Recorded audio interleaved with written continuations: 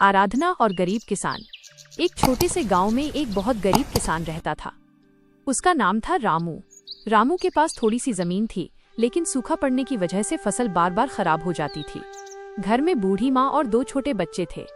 रामू दिन रात मेहनत करता, फिर भी हालात नहीं बदल रहे थे। उसी गांव में रहती थी एक समझदार और दयालु लड़की आराधना।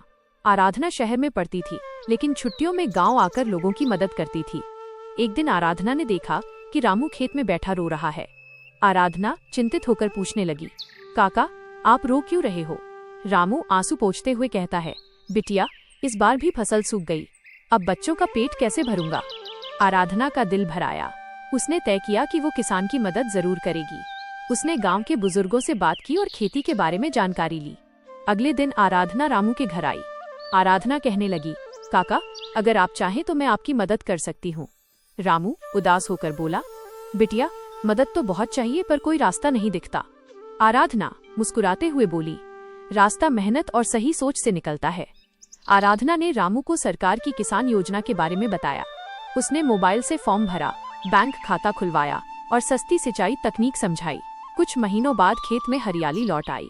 रामू खुशी से बोला, बिटिया आराधना, आज मेरी फसल लहलहा रही है। आराधना ने बोला, काका, ये आपकी मेहनत का फल है। फसल बिकने के बाद रामू के घर में खुशियां लौट आईं। बच्चों के चेहरे खिल उठे और माँ की दवाइयाँ आ सकीं।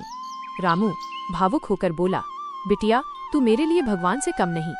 आराधना नम्रता से बोली, नहीं काका, इंसान का फर्ज है दूसरे इंसान की मदद करना। सीख, अगर नीयत सच्ची हो और ज्ञान सही हो तो एक छोटी सी मदद भी किसी की जिंदगी